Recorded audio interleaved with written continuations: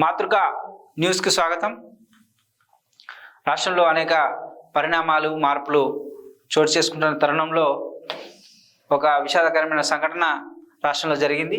దానికి సంబంధించిన వార్త ఒకటి మనం చూద్దాం. ఫైనాన్స్ కంపెనీ వేధింపులకు ఆదివాసీ రైతు బలి, పురుగుల మందు తాగిన రామారావు ఆసుపత్రిలో చికిత్స పొందుతూ మృతి. భద్రాద్రి కొత్తగూడెం జిల్లాలో ఘటన.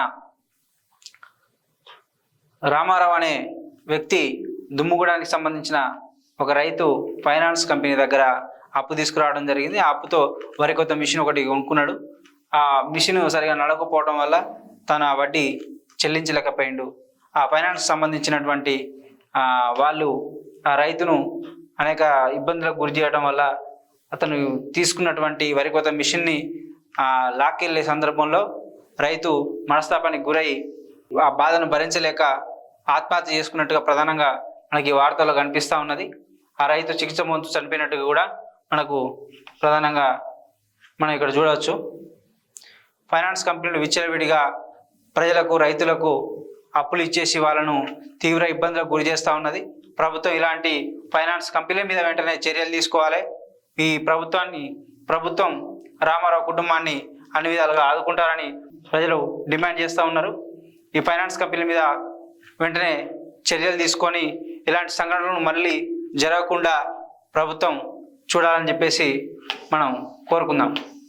అలాగే గోదావరి కావేరి అనుసంధానం, ఫిబ్రవరిలో సీఎంల భేటీ, ఛత్తీస్గఢ్ వాటా నీళ్లతో అనుసంధానం, 20 ఏళ్లలో మహానది నీళ్లు తెస్తారు, ముసాయిదా డిపిఆర్ ఇప్పటికే సిద్ధం, 2 వారాల్లో రాష్ట్రాలకు తుది నివేదిక, నెలాఖరున అధికారుల సమావేశం, రాష్ట్రాల మధ్య ఏవైతే వివిధ ఉన్నాయో అంశాలను పరిశీలించే సీఎంల సమావేశం, తుది నిర్ణయం.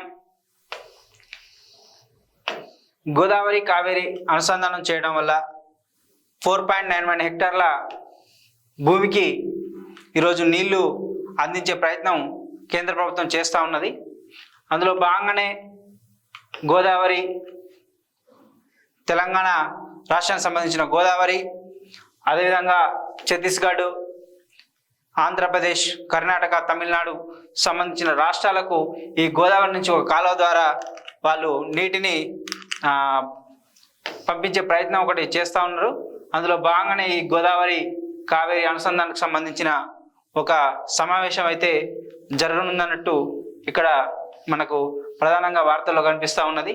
నిజంగా గోదావరి కావేరి అనుసంధానం జరిగినట్టయితే దాంట్లో ఉన్నట్టు రాష్ట్రాలకు సంబంధించిన ప్రాంతాల్లో తాగు నీరుకు సంబంధించి కానీ ఆ యొక్క ఫ్యాక్టరీలకు సంబంధించినటువంటి వాళ్లకు ఆ నీరు ఉపయోగపడుతుందని చెప్పేసి ఈ యొక్క గోదావరి కావేరి అనుసంధానం అనేది ఉపయోగపడుతుందని చెప్పేసి కేంద్రం ఆలోచించి ఈ నిర్ణయం తీసుకున్నట్టుగా మనకు తెలుస్తూ ఉన్నది.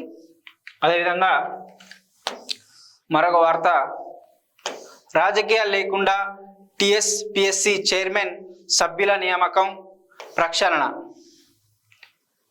అయితే రాజకీయాలు లేకుండా ఈ టీఎస్పీఎస్సీ చైర్మన్ పదవి ఎవరిని వరించబోతుందో మనం చూడాల్సిన అవసరం ఉంది.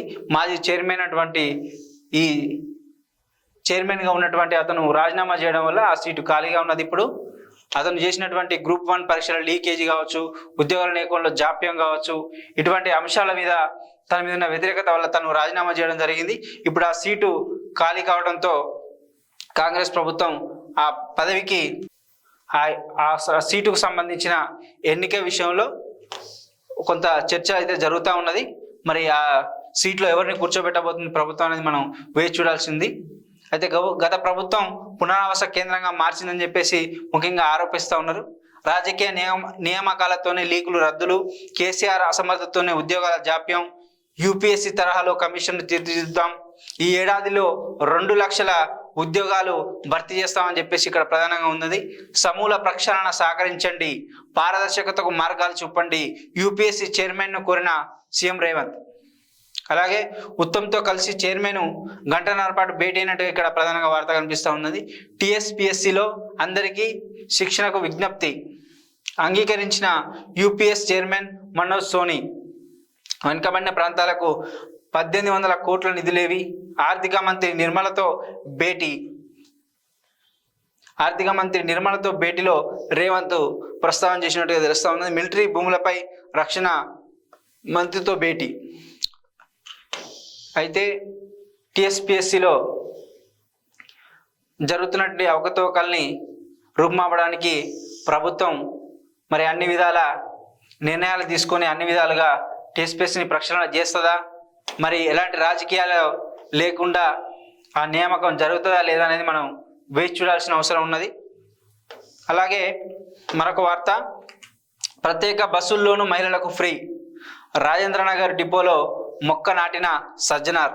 సర్కార్ సంక్రాంతి కానుక పండుగకు 4484 ప్రత్యేక బస్సులు, 626 బస్సుల్లో ముందస్తు రిజర్వేషను, ప్రత్యేక బస్సుల్లోనూ సాధారణ ఛార్జీలే.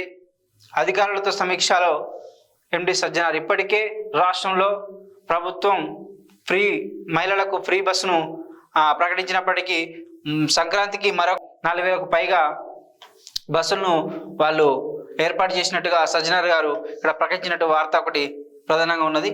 కోవిడ్తో ఒక రోజులో 12 మంది మృతి, దేశంలో కొత్తగా 761 కేసులు నమోదైనట్టుగా కేంద్రం ఇక్కడ చెప్తా ఉన్నది. కాబట్టి ప్రజలారా జాగ్రత్తగా మీరు మాస్కులు ధరించి మనం ఎదుటివారికి ఎలాంటి ఇబ్బందులు కలగకుండా మనం మాస్కులు ధరించి తిరగాల్సిన అవసరం ఉన్నది. ఈరోజు ఇవి ప్రధానంగా వార్తలు. అలాగే బీఆర్ఎస్లో బగ్గుమన్న విభేదాలు, పట్నం పైలట్ వర్గీయుల వాగ్వాదం, చేవెళ్లపై సమీక్ష సందర్భంగా ఉద్రిక్తత, ఇరు వర్గాలకు సర్ది చెప్పినటువంటి హరీష్ రావు. లోక్సభ ఎన్నికల్లో బీఆర్ఎస్ లోక్సభ ఎన్నికలకు పోటీ చేసి గెలిచే ప్రయత్నంలో భాగంగానే ఇక్కడ జరిగినటువంటి సమీక్షా సమావేశంలో వాళ్ళు ఇరు వర్గాల మధ్య కూడా జరిగినట్టుగా ఇక్కడ ప్రధాన వార్తగా మనం కనిపిస్తూ ఉన్నాయి. ఈరోజు ప్రధానంగా ఈ వార్తలు మనం చూడవచ్చు. రేపటి వార్తలతో మళ్ళీ కలుద్దాం. నమస్తే, సెలవు.